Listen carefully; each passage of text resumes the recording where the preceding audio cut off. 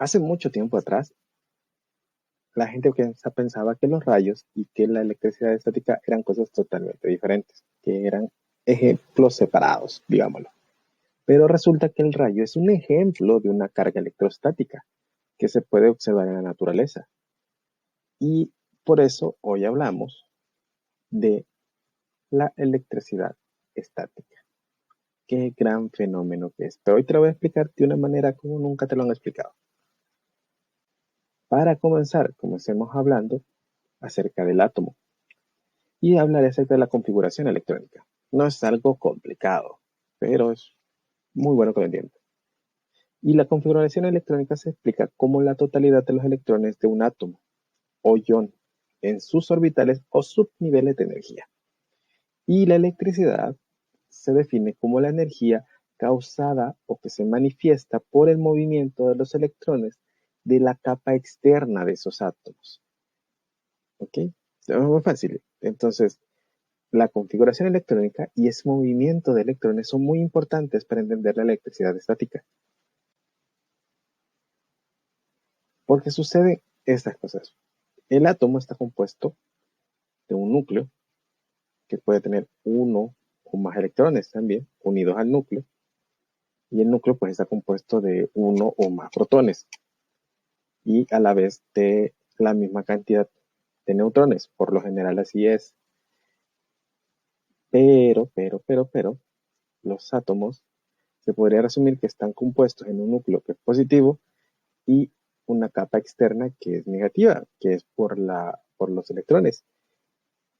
Normalmente el átomo es neutro, porque la carga negativa y la carga positiva son exactamente iguales. Entonces ahí estás viendo los tres componentes del átomo. Ahora bien, suceden casos como este, en donde tenemos más electrones en la parte de superior y menos, obviamente, menos neutrones. Por lo tanto, este átomo queda cargado negativamente. O sea, ha ganado electrones y se le llama anión. O puede suceder el caso contrario, que pierda electrones y entonces se le llamará catión porque estaría cargado positivamente. El ion estaría cargado negativamente. Pero, ¿qué es lo que causa que uno pierda y que el otro gane? Y tiene que ver con la configuración electrónica. Vamos a ver. A esto se le conoce pues, como el efecto triboeléctrico. Normalmente el efecto triboeléctrico se produce por el roce entre dos superficies, en la que una cede electrones a la otra. Por ejemplo, lo que suele pasar cuando se pasan un peine por el pelo o cuando se frotan el globo, etc. Entonces, ¿qué tiene que ver el efecto triboeléctrico con los átomos y todo lo demás? Bueno, eso es lo que le voy a explicar. Pues resulta que los átomos, a pesar de que son neutros, no todos están como muy cómodos con su situación, ¿sí? O dicho de otra manera, no todos los átomos están contentos con sus electrones. Sí, sí, así como lo hay. Los átomos son envidiosos también porque ellos quieren ser como alguien más. Eso lo podemos resumir así. Quieren ser como alguien más. Por ejemplo, vamos con el flúor, que el flúor es uno de los elementos que tiene más electroafinidad en el mundo. Y él quiere ser, o el flúor quiere ser, como el gas noble más cercano a él, o sea, el neón. Él sueña con ser como el neón. Y él tiene solo 9 átomos, 9 electrones, perdón, en su nube, en su configuración electrónica. Entonces él dice que quiero tener 10, que quiero ser como el neón, que quiero tener 10. Por el otro lado, está el magnesio. El magnesio tiene más que el neón, entonces él busca ser como el neón, entonces él tiene más. Entonces, ¿qué pasa con el magnesio? Pues él quiere regalar sus electrones y el flúor quiere agarrar los electrones. Entonces, uno cede y el otro capta, ¿ya? Por buscar ese nivel de estabilidad, porque electroquímicamente es mucho más estable, entonces ellos buscan ese estado. Y ahí es donde se comienza a producir el fenómeno fitoeléctrico. Y eso también suele pasar, o mejor dicho, esto es lo que pasa cuando te comienzas a frotar con algo. ¿Sí? Cuando se frotan dos materiales que están compuestos por diferentes elementos y con diferencia afinidad electrónica, entonces se provoca que uno de los materiales adquiera los electrones del otro. ¿Y qué es la electricidad? Pues flujo de electrones, ¿no? Entonces ahí está, solamente que se transmiten de otra manera.